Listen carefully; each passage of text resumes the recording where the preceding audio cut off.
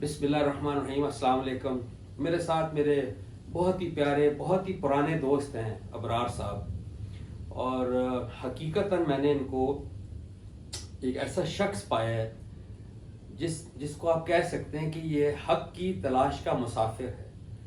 یعنی میں اس کو جانتا ہوں بلا مبالغہ 40 سالوں سے, اور ان 40 سالوں میں میرے ہمسائے بھی رہے, پھر یہ کراچی چلے گئے, دبئی چلے گئے, لیکن میں نے بہت ریئر دیکھا ہے کہ وہ شخص جس نے اپنا بچپن کا جس ماحول میں پیدا ہوا اس ماحول کی جانچ پڑتال کی دلیل کی بنیاد پہ. اور سب سے اچھی بات ابرار صاحب کی ہے کہ جب ان کو وہ بات سمجھ آ جاتی ہے, یعنی جو اصل امتحان ہے کہ ضمیر نے گواہی دے دی کہ یہ بات ایسی ہی ہے, ابرار صاحب کو میں نے دیکھا ہے ایک سیکنڈ کا توقف نہیں کرتے, ایک سیکنڈ کے لیے بھی وقفہ نہیں دیتے, وہ اس کو قبول کر لیتے.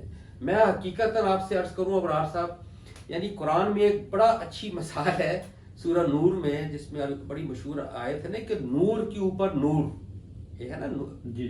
اس کا اصل مطلب یہ ہے کہ ایک نور ہے جو ہمارے اندر ہے, ہدایت اللہ کی, ایک ہماری ہدایت اللہ, یعنی ہم اللہ ماں باپ کی عزت کرتے ہیں, جھوٹ برا لگتا ہے, زنا برا لگتا ہے, یہ سب وعدہ خلافی بری لگتی ہے. اس کے یہ ایک نور پہ ہم پیدا ہوئے ہیں. اس کے اوپر جو نور ہے وہ وحی اللہ کی, جو قرآن ہے, جو اللہ کا پیغمبر لے کے آتا ہے.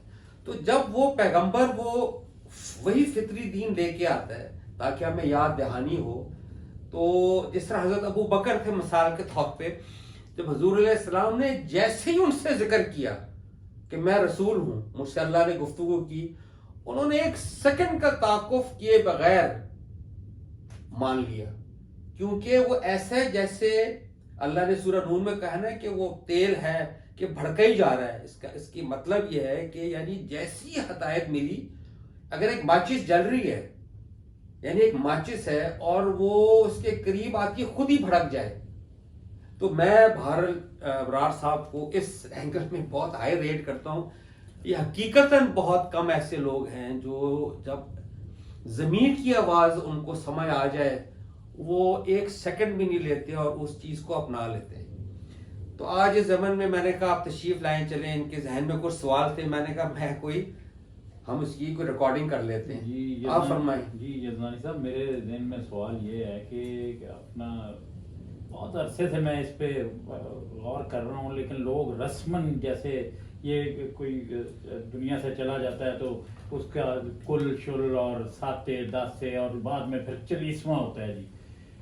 اور میں نے یہ جتنا تھوڑا بہت میرا علم ہے, میں نے نہیں دیکھا کہ اللہ کے نبی صلی اللہ علیہ وسلم نے کبھی 40 یا کل یا 7 سے 10 سے کیے ہوں.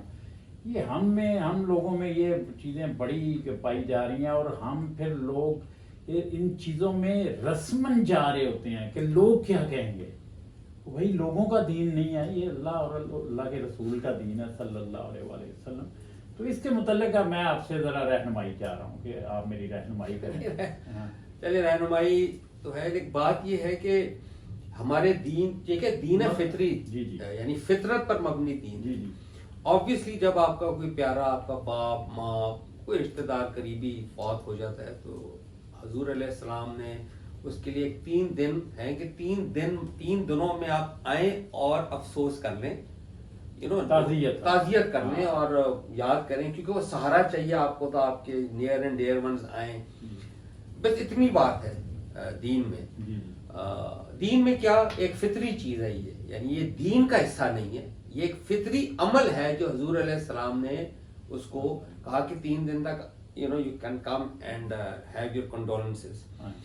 لیکن اب اس کو ہم نے شکل 40واں جیسے آپ فرما رہے ہیں, یہ چیز اگر آپ نوٹ کیجئے ابرار صاحب, یہ صرف بر صغیر میں, یہ نہ انڈونیشیا میں نہ مڈل ایسٹ میں, پاکستان انڈیا, یہ صرف پاکستان انڈیا میں.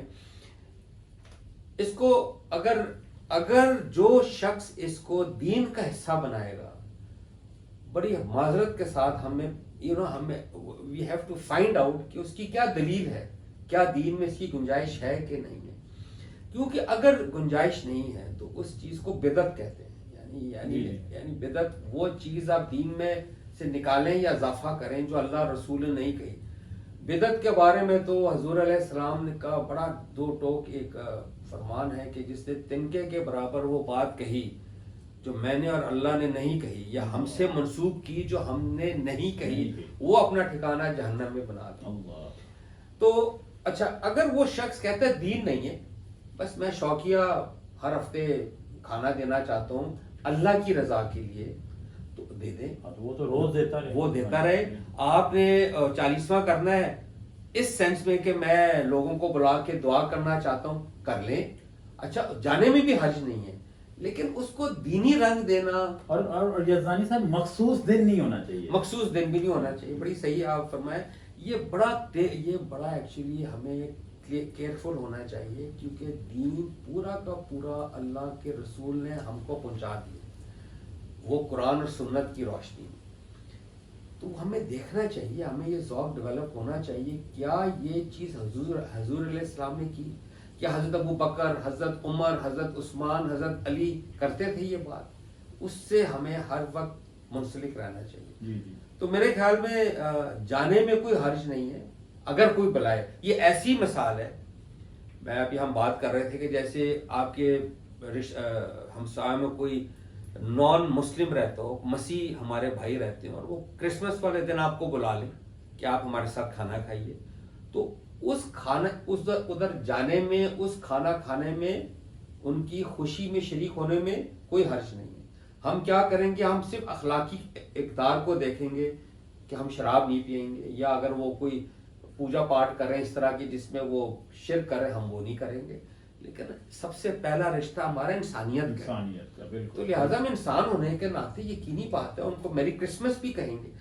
یہ بڑا کانسیپٹ چلتا ہے کہ جی میری کرسمس کہیں گے اب شرک کر لیں گے, قطر نہیں, یعنی اب میری کرسمس کہیں گے لیکن ہم شریک نہیں ہوں گے. کوئی ہولی بنا رہا ہے, آپ کہہ دیجیے آپ کو ہولی مبارک ہو, ان کے لیے وہ مبارک ہے, تو آپ کہیں دس از امپورٹنٹ.